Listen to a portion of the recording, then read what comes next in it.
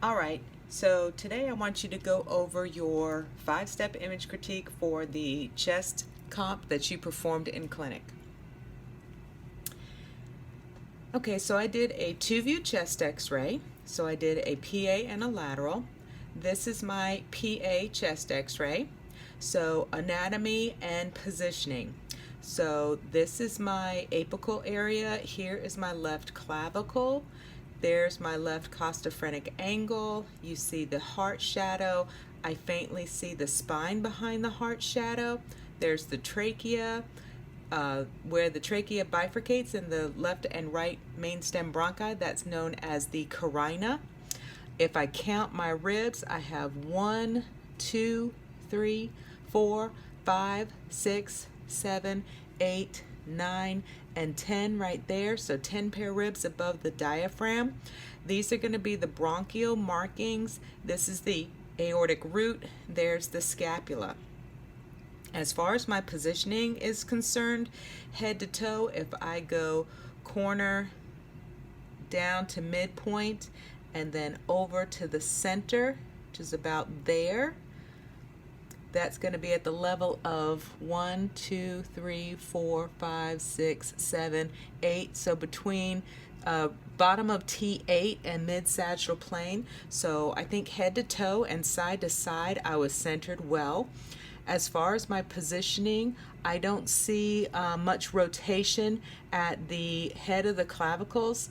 The left one is pulled a little bit further away, but I don't think it's enough to say that there's rotation on this patient, so I would say that they are pretty much in a good PA position. The chin was up out of the way. I rolled the shoulders forward to move as much of the scapula out of the way that I could. As far as my C and D, my contrast and density, this should be a long and low scale of contrast so I can see the different shades of gray and the different parts of anatomy that need to be demonstrated. We used a Kodak system, so I have an EI number here of 1653. The range is 14 to 1600, so I'm 53 over the ideal top exposure, but it's not enough to repeat it. I did use AEC on this with a 110 kV, and the mass came out to be 4 here.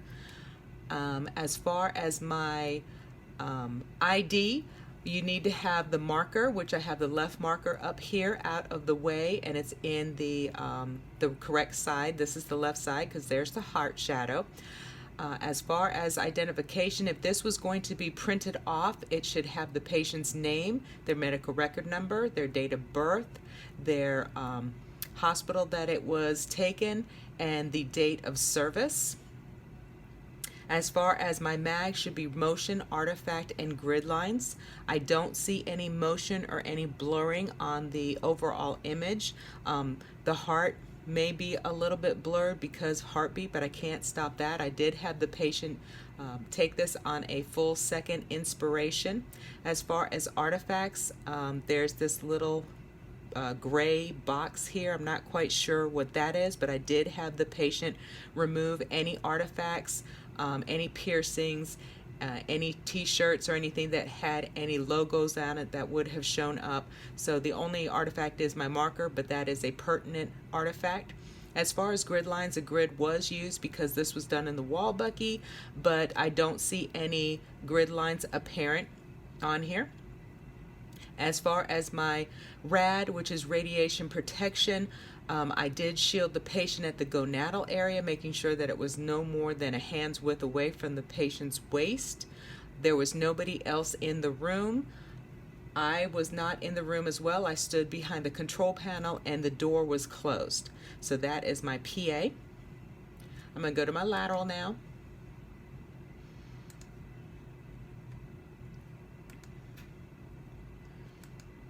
So here is the lateral that I took on this patient. So going back again, my A and P, anatomy and positioning. Here you have the heart shadow once again. You have the aortic root coming off of here, the aorta.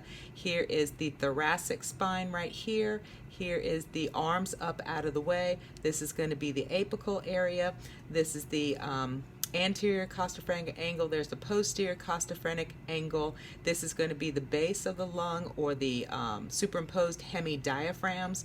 Once again, there's the bronchial markings along here.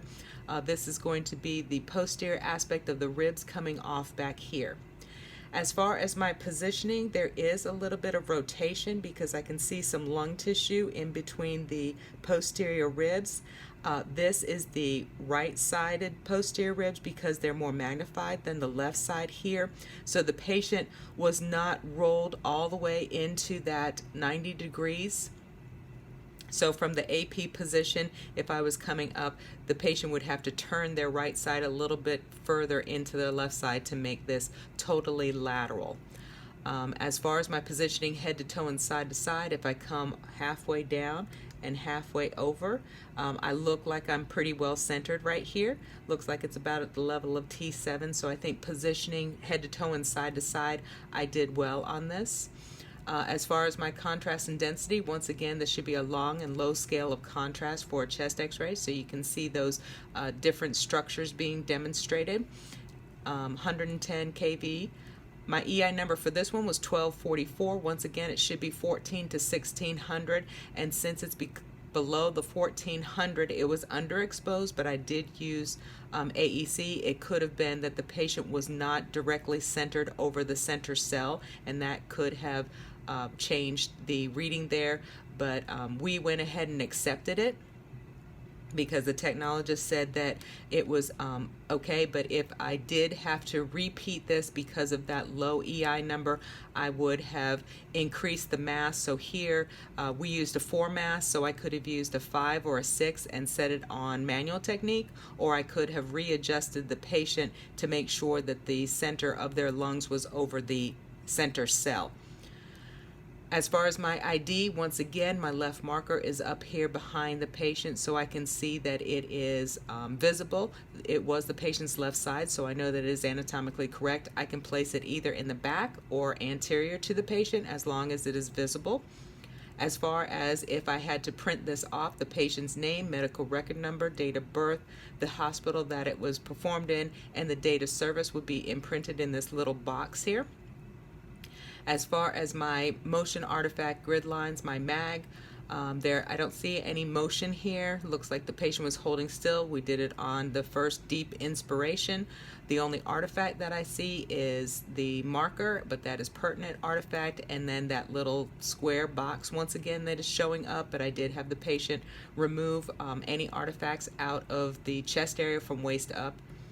Grid lines, I don't see any grid lines, although we did use a grid because we did this in the wall bucky, but I don't see any grid lines apparent there.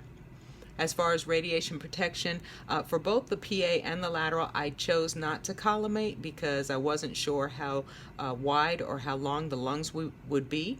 But I think that the collimation was adequate. I didn't want to miss any pertinent anatomy head to toe or side to side or on either one of those.